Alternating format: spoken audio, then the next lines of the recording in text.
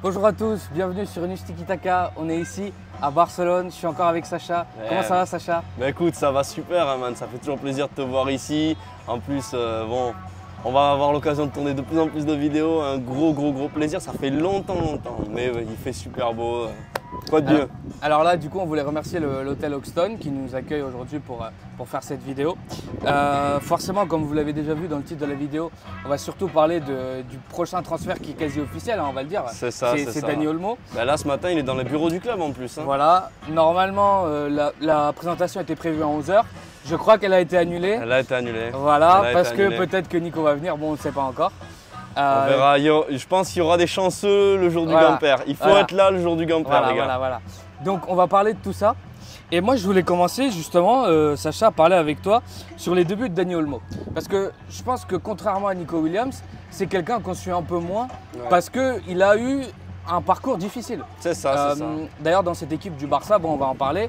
Vous avez vu le maillot de Fermin, forcément, on est grand supporter de Fermin, mais Fermin aussi a eu un passage compliqué, disons, dans sa carrière. C'est ça, il a dû aller au Linares. Hein, voilà, il ne faut pas oublier. Hein. Il devait aller en Pologne, dans un club un peu perdu, et au final, bon ben... Voilà. Il est resté à la maison. Il est resté à la maison.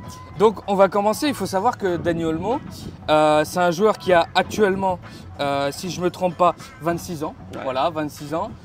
Il est peut-être dans le meilleur moment de sa carrière, il faut le dire. Théoriquement, pour ce genre de joueur-là, c'est la maturité. Hein. 26 ans, voilà, ils ont bien grandi, ils sont partis sur le tard. On a souvent des joueurs qui explosent à 18-19 ans, mais il faut se rappeler que théoriquement, pour un joueur, voilà, c'est ça, c'est entre 25 et 30 ans, c'est la pleine possession de ses moyens, il a déjà beaucoup d'expérience, 10 ans derrière lui. Donc, tout le monde n'est pas Lamine Yamal. Tout le monde n'est pas Lamine Yamal, en effet. Voilà, exact. Donc, en fait, c'est un joueur. Pour ceux qui ne savent pas, il a commencé à l'Espagnol de Barcelone. Ouais. Il a commencé avec les jeunes. Et en fait, très tôt, en 2007, il est parti au Barça. Donc après, au Barça, il a fait toutes les classes jusqu'à U16, U18. Et donc, en U18, c'est là où, en fait, le Barça lui dit clairement qu'il ne compte pas sur lui. Ouais. Et il part, du coup, au Dynamo Zagreb avec les jeunes. Et en fait, dans ce Dynamo Zagreb-là, il explique lui-même qu'il est face à des jeunes talents comme Perisic, toute cette jeune, tout ce talent de la Croatie qu'on a vu après face à la France et en 2018, voilà, qui brille encore. Et donc, il reste là-bas jusqu'en 2020. Et en 2020, c'est quand il signe à Leipzig pour 29 millions d'euros. Ouais, voilà. Déjà une grosse somme, hein. 2020, Leipzig, 29 millions, tu viens du Dynamo Zagreb. Et sa valeur marchande à l'époque, pour que tu vois Sacha, était de 35 millions d'euros. Ah, voilà. Et là, actuellement, sa valeur marchande, selon le site Transfermarkt, elle est à 60 millions d'euros. Ouais, voilà. Bon, alors le Barça, normalement, va payer un peu plus que ça. On va en parler plus longuement dans la vidéo. Mais du coup, c'est quand même un produit de la Masia. Ouais, tout à fait. Voilà. Le souci, c'est que je pense que les gens, et on va en parler, hein, je pense que les gens ne sont pas encore satisfaits de ce qu'il propose. Toi, qu'est-ce que tu en penses? Écoute, c'est vrai que c'est un joueur qui a l'air un peu soft, tu vois, dans son attitude. Voilà. Au niveau du body language, c'est pas non plus un joueur qu'on sent extrêmement affirmé. Après, mine de rien, quand il met le maillot de l'Espagne, il est vraiment complètement différent. Et il arrive à marquer les esprits avec des beaux buts, des belles actions. C'est un joueur élégant. C'est vrai qu'il a l'air d'avoir une grosse marge de progression encore. Mais non, je pense que c'est vraiment un joueur qui peut passer un cap. Est-ce que ça le fera? Il y a quand même l'expérience un peu Coutinho avant, avec des prix vraiment différents. L'expérience un peu aussi Ferran, de ce genre de joueur que tu tentes, ça peut donner quelque chose, mais au final, ça ne le fait pas vraiment. Tout est ouvert pour moi, pour lui, mais en tout cas, voilà, ça fait écho, comme tu as parlé de la Masia. Tous ces joueurs, on ne se rend pas compte du nombre de cracks qui passent, et certains même qui ne percent pas, mais qui en réalité ont beaucoup de ballons. Et lui, il s'est juste accroché. C'est un joueur, je pense, très intelligent, parce que pour avoir accepté le challenge du Dynamo Zagreb, être ensuite passé à Leipzig, d'avoir attendu à Leipzig et de ne pas avoir forcé un transfert en première ligue ou quoi, ça veut dire qu'il a quand même la tête sur les épaules, il sait ce qu'il veut. Et je pense qu'il a quand même été clair aussi dans sa communication, dans tout ce qui est sorti de non, c'était le Barça et c'était l'heure de retourner au Barça. Donc mine de rien, je pense que c'est un joueur qui est motivé et ça c'est la première des clés. Alors, on en parlait hein, là tout de suite. Juste essaye de remettre bien le micro si tu peux, parce que je sais pas si on entend bien. Je pense qu'on va bien t'entendre, hein, mais je pense qu'il n'y a pas de souci. En fait, c'est un joueur qui coûte actuellement 60 millions et comme on l'a dit, c'est ça qui va coûter à peu près au Barça. Ouais. Et moi, au vu du marché et tout ça, bon là on a déjà parlé de Nico Williams, mais je pense, tu vois, que c'est pas un joueur que le Barça a besoin. Je pense que d'ailleurs, on est plusieurs à avoir cet avis-là. Ouais. Et je me prétends pas du tout directeur sportif ni rien, mais en voyant justement tous ces jeunes milieux qu'on a, que ce soit Pedri, que ce soit Gavi, le propre Fermin ou les autres qui arrivent derrière avec Bernal et tout ça. Très sympa ce t-shirt d'ailleurs. Voilà. Vous pourrez bientôt le retrouver. Si jamais je vois que ça plaît beaucoup et que j'ai beaucoup de commentaires, on va peut-être faire quelque chose pour ces t-shirts. Regardez-moi l'artiste. Et donc, ce transfert-là, pour moi, vraiment, Sacha, il envoie un message à tous ces joueurs-là. Et il leur envoie un message de savoir, est-ce que vraiment le club leur fait confiance, quoi? Ouais, je pense que le club leur fait confiance. Après, c'est sûr que disons qu'il y a un peu un embouteillage dans cette zone.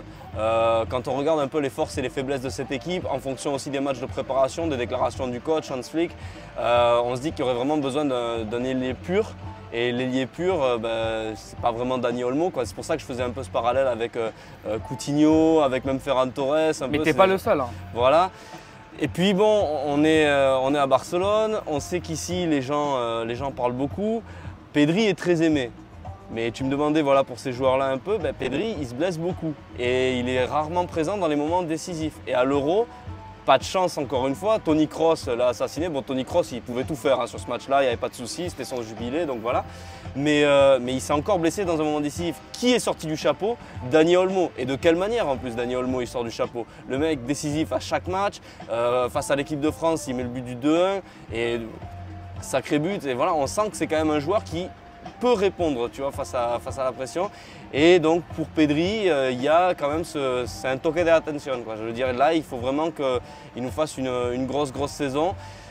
Ça va donner, je pense, énormément de cartouches à Hans Flick, à voir, parce que l'année dernière aussi, à un moment, on s'est retrouvé un peu à découvert dans ce secteur de jeu aussi, avec beaucoup de blessés, des joueurs qui ne pouvaient pas non plus être dans les meilleures conditions pour certains matchs. Donc c'est bien de rajouter un joueur comme ça. Maintenant, dans un effectif qui, à mon avis, avait besoin de solidifier plusieurs autres points, notamment les ailes, c'est vrai qu'on peut se poser la question sur le timing parce que bon, c'est quand même 60 millions, c'est la première recrue de ton mercato, un mercato difficile qui va peut-être enfin se lancer, mais voilà, il y a beaucoup de doutes qui l'entourent. Après, moi, je regarde ce qu'il fait avec l'Espagne et c'est vrai que notamment même son match face au Brésil au Bernabeu, voilà. Hein. Juste pour finir là-dessus, Dani Olmo, bon, il y a des stats qui sont un peu compliqués là en ce moment pour le Barça, c'est le Bernabeu et c'est l'Allianz Arena. Je pense que les performances qu'il a fait dans ces stades-là, ça devrait un peu nous rassurer. Ouais. On va essayer de croire à ça. Ouais, Rafa. En fait, il y a quelque chose aussi qu'il faut savoir, c'est que le Barça est en manque en fait de buts. C'est vrai. Le Barça peine à marquer des buts. Peine à marquer. Et le truc, c'est qu'en fait, on ne peut pas espérer d'un joueur qui a marqué 67 buts en carrière, parce que j'ai les stats sous les yeux là. Oui. On ne peut pas espérer qu'un mec a 67 buts en carrière. On ne peut pas espérer ça. On ne peut pas espérer que ce mec-là, qui va nous coûter 60 millions, ait vraiment un impact suffisant sur l'équipe. Et encore une fois, pour ne pas reparler de Fermin, mais bon, Fermin, cette année, c'est quasiment le double de buts que Olmo, quoi. Non, et le mec n'a pas coûté 60 millions, quoi. Et Olmo, il a son triplé, bien sûr, face au Bayern en Super Coupe d'Allemagne, qu'il a un peu gonflé aussi. Non, je suis d'accord, c'est vrai que c'est un joueur qui a peiné à être décisif, qui a eu aussi des soucis physiques. Hein. C'est quand même un joueur qui est assez enclin à se blesser, malheureusement. Bon, à voir. Encore une fois, pour faire écho, même, on a parlé de Pedri, Fermin, tout ça, mais il y a aussi Rafinha qui aussi se profile un peu, tu vois, qui peut jouer à l'intérieur, joueur offensif, qui sait être décisif aussi. C'est vrai que ça fait embouteillage et tu te dis, est-ce que c'est pas un caprice de riche, entre guillemets? Bon, à voir, fin de riche. On sait aussi les difficultés, comme je t'ai dit, beaucoup de questions.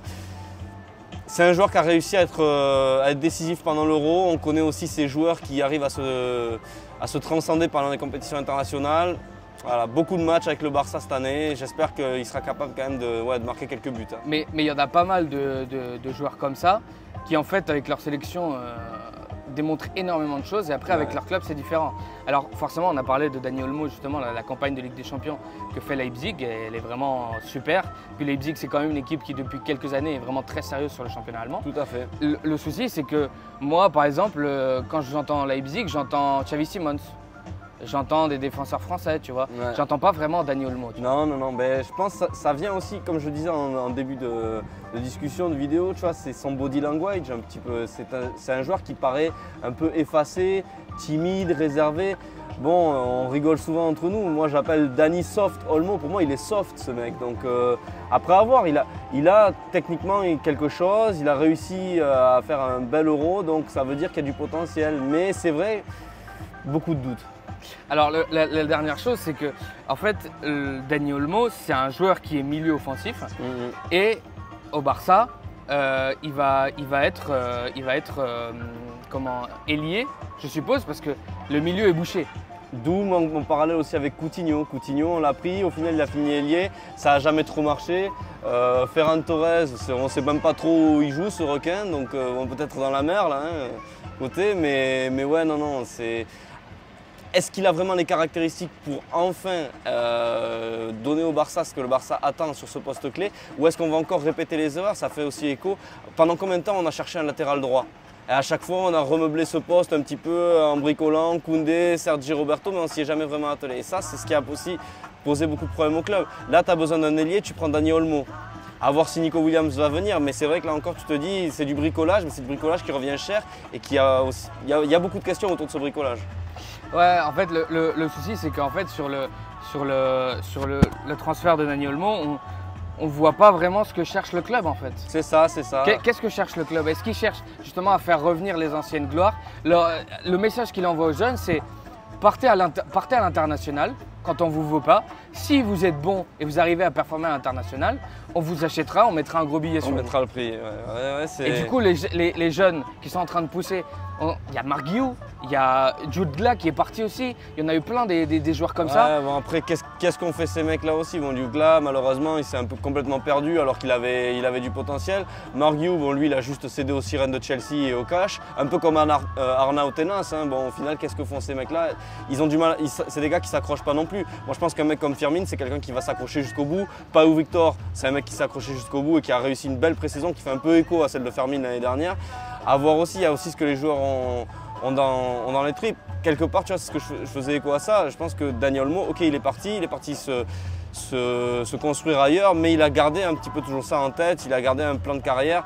Il n'est pas allé chercher un gros contrat ailleurs pour je sais pas avoir quelle carrière. Oui, c'est un joueur il a pensé au projet sportif. Mais c'est vrai que c'est assez préoccupant pour certains joueurs qui sont un peu dans la balance, parce que bon, tu as des cracks qui dès qu'ils commencent avec l'équipe première, je pense à Gavi, je pense à Koubarsi, je pense à Lamine Yamal. Bon, Ansu Fati aussi, même si lui il a eu une période un peu plus compliquée, que là maintenant on ne sait même pas trop quoi en penser, mais c'est des joueurs qui ont réussi directement à s'affirmer parce qu'ils sont arrivés, ils ont tout cassé, ils avaient le niveau. Mais c'est vrai que des joueurs un peu plus réservés, bon voilà, est-ce que ça va faire une carrière aussi un peu à la Mouniessa? À voir. Ok. Bah, je pense qu'on a fait le tour de la question. Je pense qu'on en a conclu, tu vas me dire si on est d'accord, mais je pense qu'on a conclu que le transfert de Dani Olmo, peut-être pour le prix c'est un peu élevé. C'est un joueur qui peut apporter des choses au Barça parce qu'il peut apporter des choses. Mais moi, la conclusion que j'en fais, c'est que c'est pas la priorité. Moi, c'est pas la priorité et j'ai peur que ce soit un transfert en mode bon, on va pas faire un été en blanc. Là, il faut faire quelque chose. Donc, on fait un coup. Allez, on met 60 patates sur un joueur qui a réussi un très bon Euro, qui vient de la maison, qui est un peu élégant dans ses highlights, tout ça. Qui plaît en fait. C'est un joueur qui plaît au public espagnol. C'est ça, tout à fait. Bah, après, c'est sûr que quand on voit ses meilleurs moments, quand on voit tout ça, c'est joli. Et on voit qu'il a quand même le toque. C'est un joueur, il est copain avec le ballon. Mais voilà, c'est sûr que ça ressemble plus à un coup. Allez, on met les 60 millions et on voit ce qu'on fait. Ok, bah, je pense qu'on a fait le tour, hein, Sacha. Je pense aussi, ouais. Donc on se dit au revoir pour cette vidéo-là. Ciao News Tiki Taka. Voilà, n'hésitez pas à vous abonner, mettre dans les commentaires justement si ce transfert de Dani Olmo vous plaît ou justement qu'est-ce que vous en pensez. Et nous on se voit dans la prochaine vidéo. Merci Sacha. On se voit dans la prochaine vidéo. À très bientôt man. Merci.